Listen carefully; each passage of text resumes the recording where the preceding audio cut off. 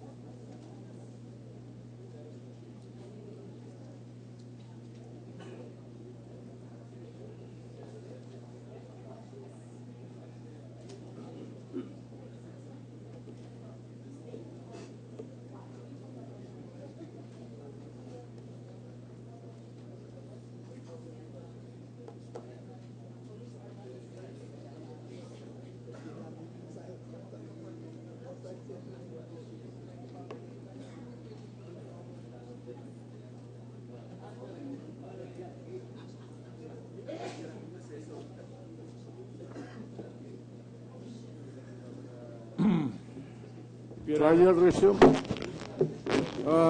The witness is now in the room and he is now sitting on the witness stand. The secretary, this clerk of court will please... Mr. Witness, please stand up. Please raise your right hand.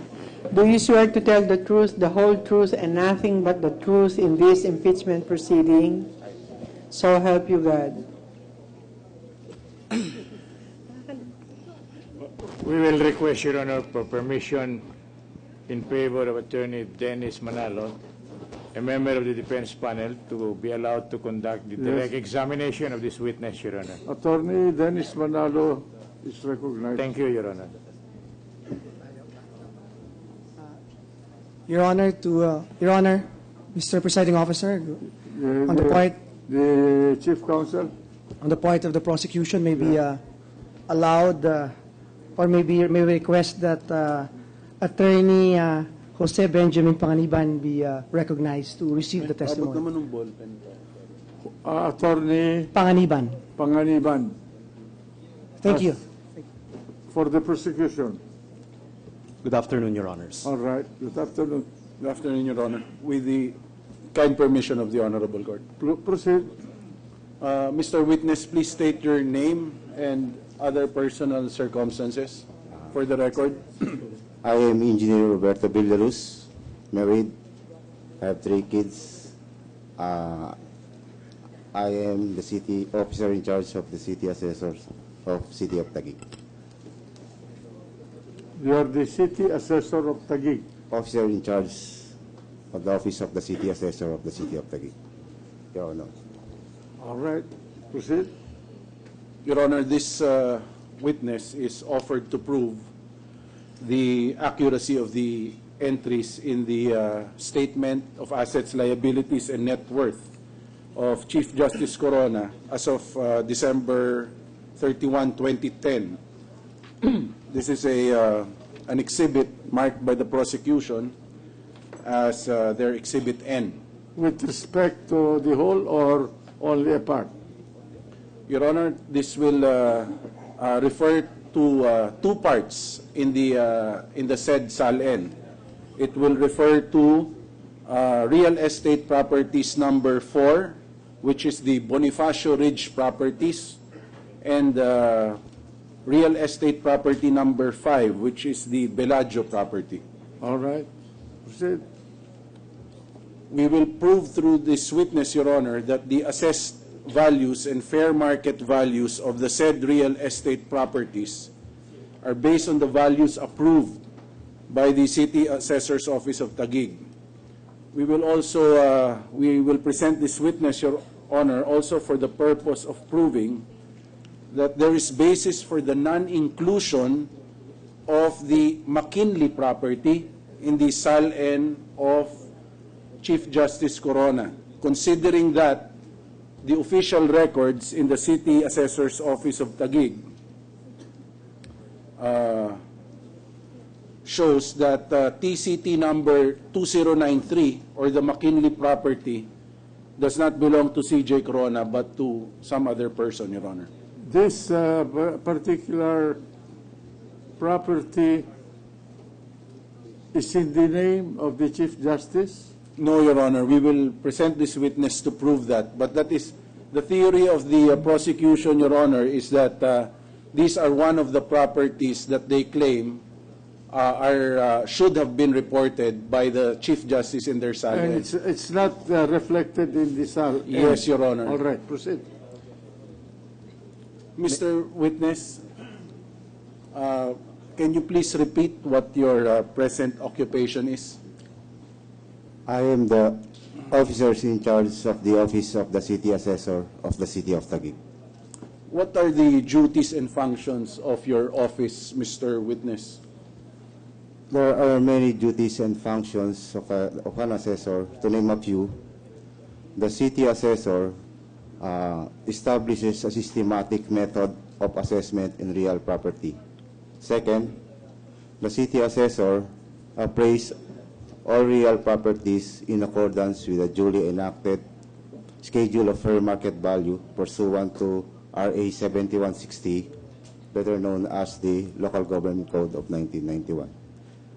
And then, the City Assessor issues tax declaration for the newly discovered properties, as well as issued tax declaration for all transfers involving transfers of ownership, consolidation, subdivision and segregation, and all other transactions involving assessment of real property.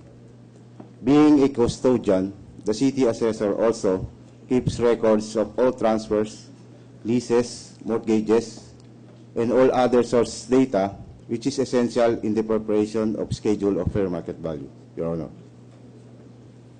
All right.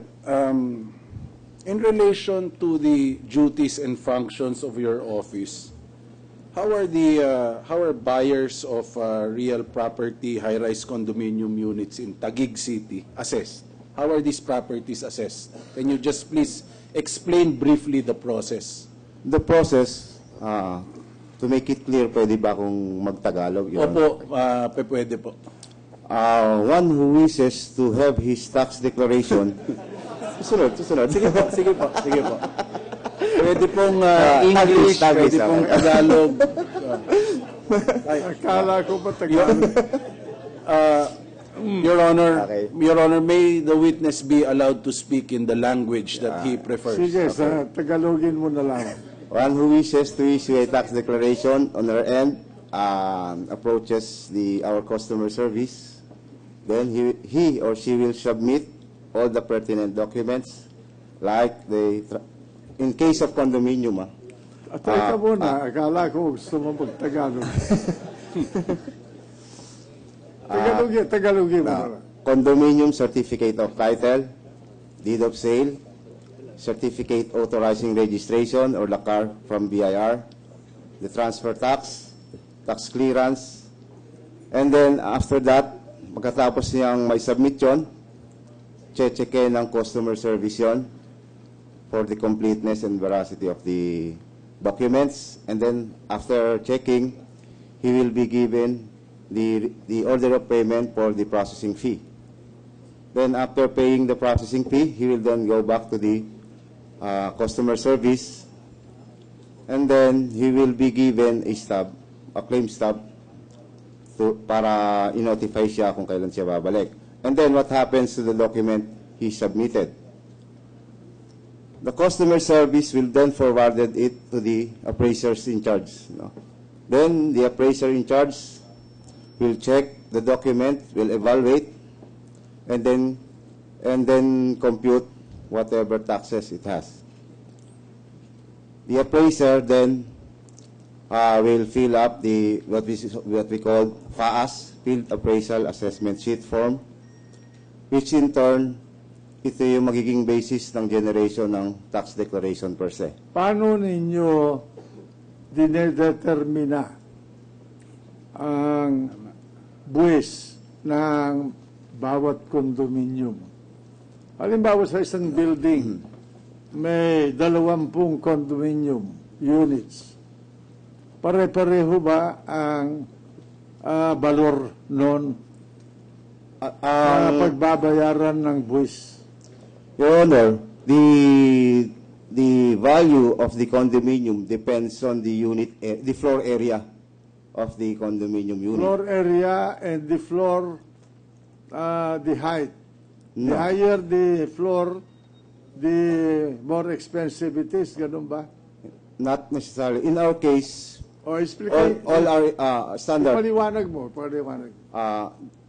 kinukompute po yung taxes incurred dito sa condominium.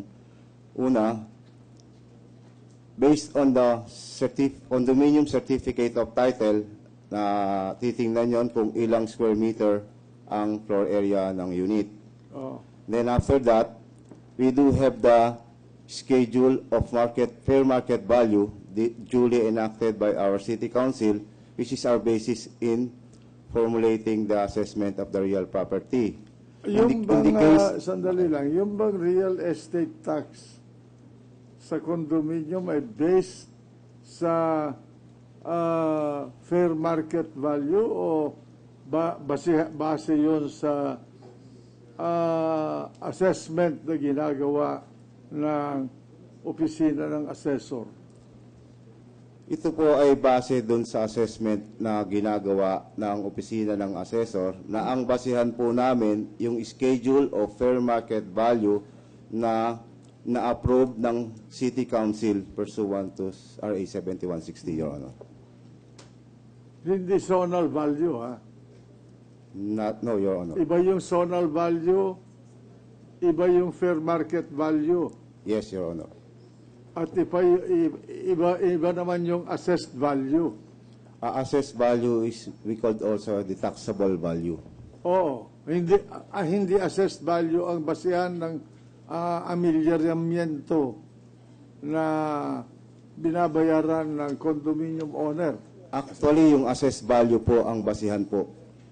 Kaya nga, pero sabi mo fair market value eh. Ang fair market value po, Your Honor, yun po ang basihan po ng pagko-compute ng assessed value po. Bakit? Paano mo kinocompute? Ibinababa ninyo yung valor para madetermina yung assessed value na basihan sa babayaran na buwis. Ganun ba? Ganito po yung proseso ng pagko-compute po ng assessed value. Una, mayroon po tayong certain floor area ng condominium, let's say 100 square meter. At yun, may fair market value yun. Meron pong tinatawag na unit value po. Oh. Yung unit value po na yon for the condominium, meron pong certain schedule po yon. Depende po sa type of construction, reinforced concrete, mixed concrete. In case ng condominium, definitely reinforced concrete po yan. Meron pong specific na unit value po doon. And then, yung market, we can get the market value of the condominium by multiplying the floor area and the unit value. And then, makukuha natin yung market value. Ngayon, paano naman natin makukuha yung assessed value? Ang assessed value po ay nakukuha natin by multiplying the assessment level. Yung assessment level po rin, yun po ay isa rin pong integral part ng schedule of fair market value. Nakapaloob din po yun. So, base po dun sa market value, meron pong corresponding assessment level po yan. Kaya nga, pero ang gusto lang husgado na malaman, kung yung fair market value ay equal to assessed value. Hindi po magkaparehas po yung fair market value sa Yung assessed bang value. fair market value mas mataas kaysa resulting assessed value. Mas mataas po ang fair market value kaysa po sa resulting assessed value. Okay. Kaya paliwanag mo kung bakit. Kasi po, ang market value po, ito po ay produkto ng floor area at saka ng unit value.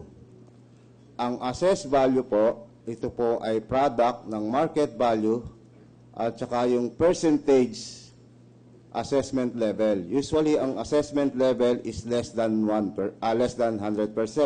Usually, ang ginagamit namin sa assessment level ng condominium is 60%. So, definitely, mas mababa yung value ng assessed value kaysa po sa fair market, sa market value po. Kaya ko tinatanong yan sapagkat ginagamit namin mga abogado yung terminology na fair market value. At ang aming definition ng fair market value, it is the value that a willing seller would price his property and offer it to a willing buyer. Di ba? Yes, Your Honor. O, yun. Pero kaiba yan dito sa fair market value na sinasabi mo sapagkat yung fair market value na sinasabi mo is based on your subjective evaluation of the property of the condominium unit in order to compute the assessed value. Yes, Your Honor. Okay. Alright, para maliwanag. Let me clarify again. Ang ginagamit po natin na value rito is for taxation purposes. Aling valuation? Yung fair market value. Yes, Your Honor. Okay. So, is it correct to say that the assessed value is always lower than the fair market value determined by the city, by the office of the city assessor? Yes, Your Honor. All right. Proceed, Counsel. Yes, Your Honor. With the clarification made by the witness, I will go now to the... You will go now to? Your Honor, there is a Senator To Judge who raised... clarify, Mr. President, Yes, to clarify sir. the subject matter, may we recognize Senator Recto? Senator Recto has the floor. I promise to be very brief, Mr. President, just to clarify on this issue, para maging maliwanag sa atin lahat. No?